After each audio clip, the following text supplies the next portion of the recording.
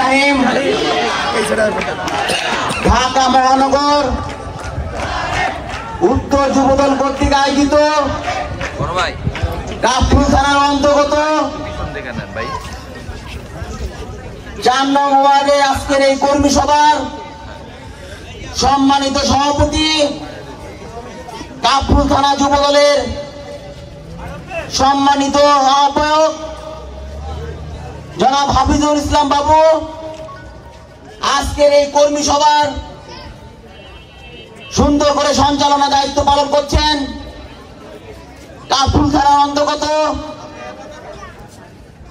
যুবদলের যুগ্ম আহ্বায়ক, সিনিয়র যুগ্ম আহ্বায়ক মোহাম্মদ শাহিন খান এবং যুগ্ম আহ্বায়ক মোহাম্মদ রাশেদ আলম, মোহাম্মদ খায়রুল আলম রাশেদ। আজকের এই কর্মী সভার প্রধান বক্তা হিসাবে উপস্থিত আছেন ঢাকা মহানগর উত্তর যুবদলের সাবেক গুলশান জোনের টিম প্রধান, সাবেক মহানগরের প্রচার সম্পাদক, বর্তমান মহানগরের সিনিয়র যুগ্ম আহ্বায়ক মোহাম্মদ আবু মনিরুল ইসলাম স্বপন। আজকে এই কর্মী সভায় উপস্থিত আছেন পল্লবী থানার যুবদলের সম্মানিত সদস্য সচিব জনাব গোলাম কিবরিয়া। উপস্থিত আছেন পল্লবী থানার সিনিয়র যুগ্ম আহ্বায়ক মোহাম্মদ জামাল হোসেন বাপ্পি। উপস্থিত আছেন ভাসানটেক থানার যুবদলের সম্মানিত সদস্য সচিব খন্দকার শাকিল। আজকের এই কর্মী সভায় উপস্থিত আছেন ঢাকা মহানগর উত্তর যুবদলের সাবেক আহ্বায়ক কমিটির সদস্য মোহাম্মদ জুলাস আহমেদ, মোহাম্মদ সেলিম রেজা, যাকে আন্দোলন সংগ্রামে রাজপথে পেয়েছি, তিনি আমার সাথে ছিল, মোহাম্মদ খায়রুল ইসলাম, কামরুল ইসলাম। আজকের এই কর্মী সভার উপস্থিত আছেন মহানগরের সাবেক কমিটির সদস্য মামুন মোল্লা সহ। আজকের এই কর্মী সভায় উপস্থিত আছেন সাবেক আহ্বায়ক কমিটির সদস্য মোহাম্মদ আবু বকর সিদ্দিক সহ আমার সামনে উপবিষ্ট 4 নং ওয়ার্ডের নেতৃবৃন্দকে জানাই ঢাকা মহানগর উত্তর যুবদলের পক্ষ হতে আন্তরিক শুভেচ্ছা এবং অভিনন্দন। প্রিয় নেতৃবৃন্দ, 2 ঘন্টা যাবৎ 18 জন সদস্য বক্তব্য রেখেছেন 4 নং ওয়ার্ড থেকে। এই 4 নং ওয়ার্ড যে মহানগরের আমাদের সাবেক নেতৃবৃন্দ 3 সদস্য দিয়ে কমিটি গঠন করেছিলেন। আহ্বায়ক ছিলেন হাবিবুর রহমান বাবু, সদস্য সচিব রুবেল এবং সিনিয়র যুগ্ম আহ্বায়ক মোহাম্মদ জাহিদুল ইসলাম জাহিদ, যার নেতৃত্বে বিশাল একটা মিছিল এখানে শেষ করেছিল।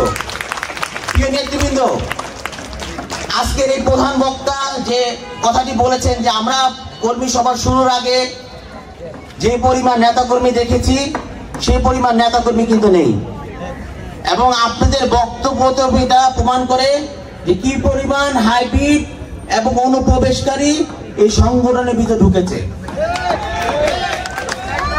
নট অনলি এই 4 নং ওয়ার্ড, ঢাকা মহানগর 71টা ওয়ার্ড এবং 26টি থানা এবং 622টা ইউনিট নিয়ে ঢাকা মহানগর উত্তর যুবদল গঠিত। প্রতিটা ইউনিটে এই হাইব্রিডরা অনুপ্রবেশকারীরা প্রবেশ করেছে। আপনার সাথে নতুন অনুপ্রবেশকারী যদি এসে বলে যে আমি সংগঠন করতে চাই, অবশ্যই তাই প্রিভিয়াস ব্যাকগ্রাউন্ড জেনে নেবেন, সে ছাত্রলীগ থেকে এসেছে না যুবলীগ থেকে এসেছে। অনেকে হয়তো আপনারা অবগত নন। আমাদের ভিতরে অনেকে হয়তো বলে যে প্রতিটা কর্মী সভায় গিয়ে দেখি যে হাইব্রিডদের নিয়ে কথা হয়, প্রবেশকারীদের নিয়ে কথা হয়। এই হাইব্রিড এবং অনুপ্রবেশকারী আপনারাই নিয়ে আসেন, আপনাদের সাথে এসে মিছিল মিটিং এ ঢুকে। এই যে আপনাদের আহ্বায়ক একটি বক্তব্য রেখেছেন যে অনুপ্রবেশকারীদের কারণে, এই হাইব্রিডদের কারণে মিছিলের সামনের সারিতে ত্যাগী নির্যাতিত নেতা কর্মীরা দাঁড়াতে পারে না। এই ধরনের নতুন অনুপ্রবেশকারীদেরকে আপনারা নিয়ে আসেন। এই অনুপ্রবেশকারীদের কিন্তু জায়গা দেওয়া যাবে না। কারণ প্রিয় নেতৃবৃন্দ প্রিয়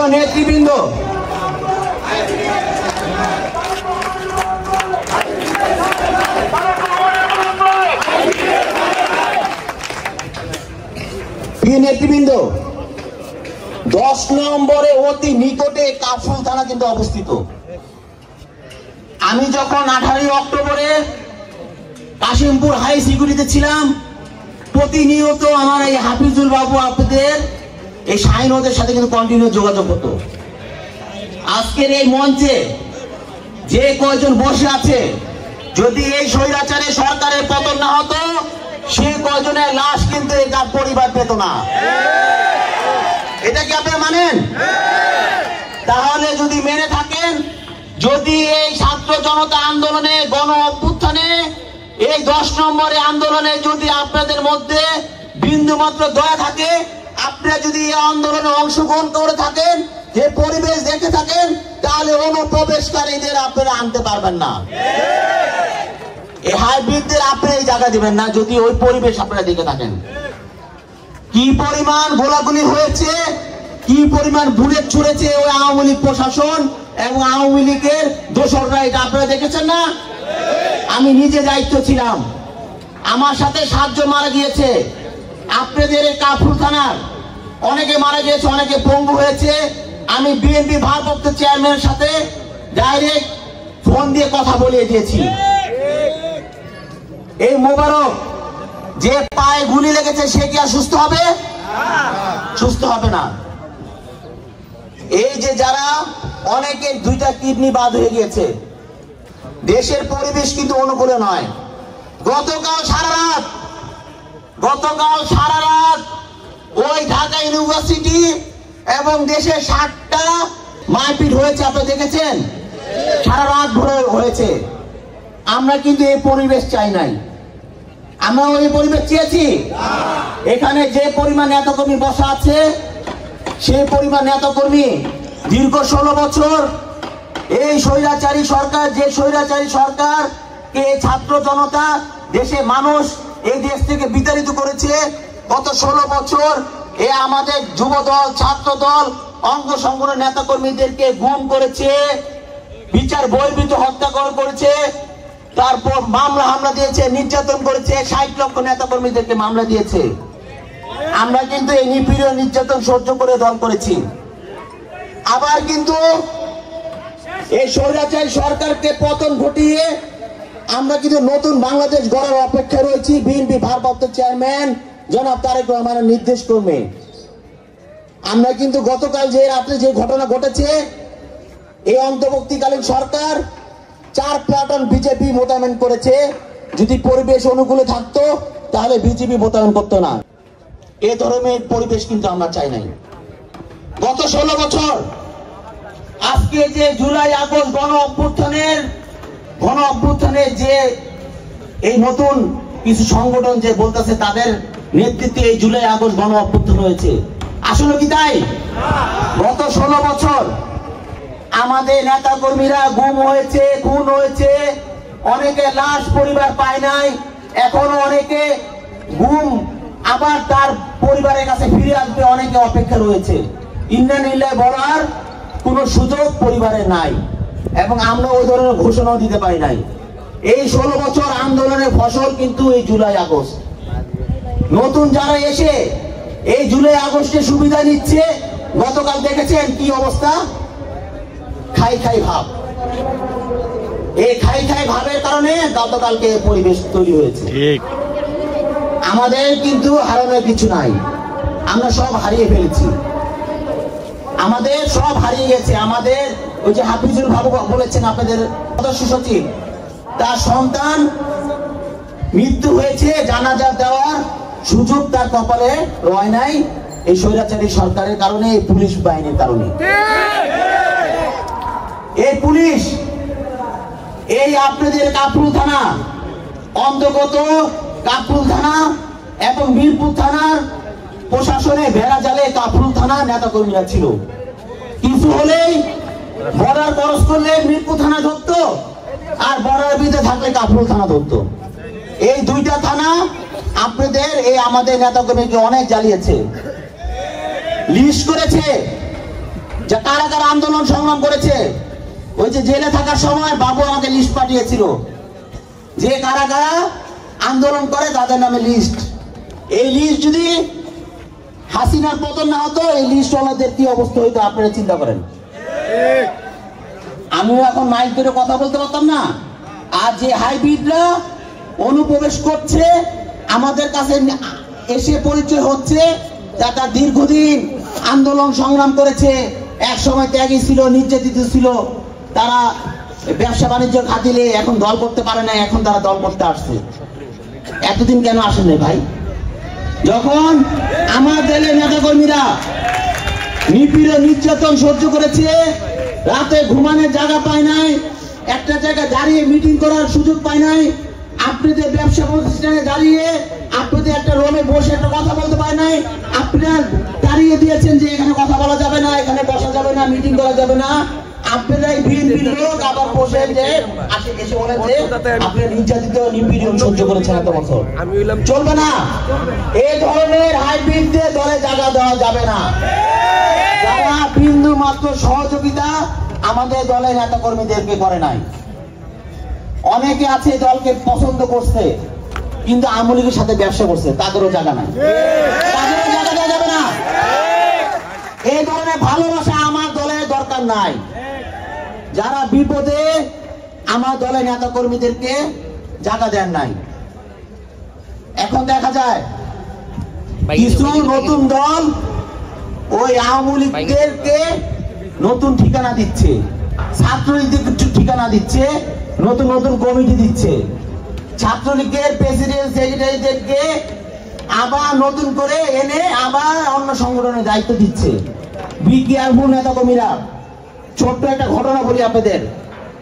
ঢাকা মহানগর যে কোনো একটা থানার একটা আওয়ামী লীগ নেতা কে এলাকাবাসী ধরেছে, ধরে আমাকে ফোন দিয়েছে।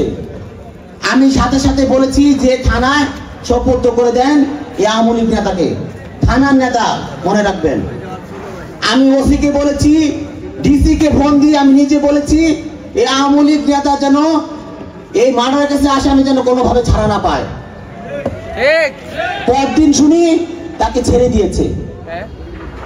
আমি নিজে থানা যাই, নিজে থানায় গিয়ে ডিসি কে জিজ্ঞেস করি ওই আওয়ামী লীগ নেতা কোথায়। আওয়ামী লীগ নেতা জিজ্ঞেস করার সাথে সাথে ডিসি আমার সামনে বসা ওসিকে জিজ্ঞেস করে কোথায়। আমি জিজ্ঞেস করি কি কোথায়। ওসি বলে ভাই আমি কি আওয়ামী লীগ নেতা কোথায় গেছে।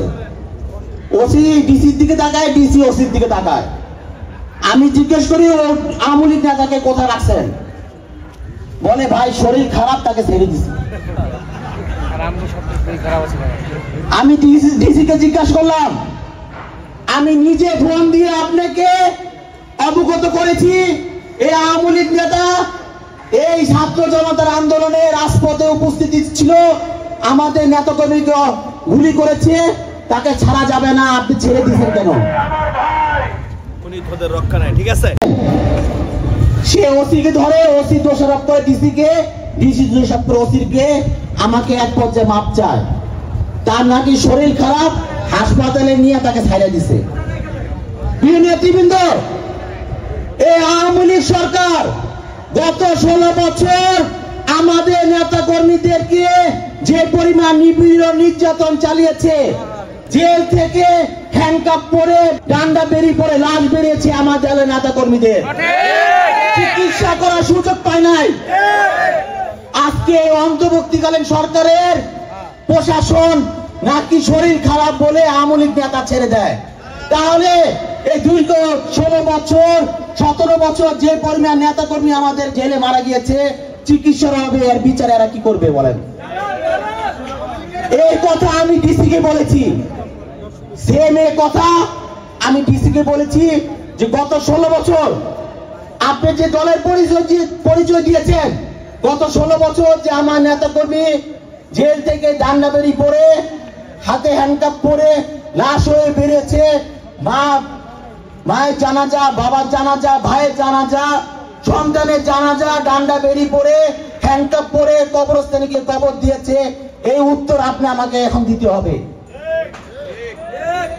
সে উত্তর সে দিতে পারে নাই। দেশের পরিস্থিতি কি পরিমাণ আপনি জানেন।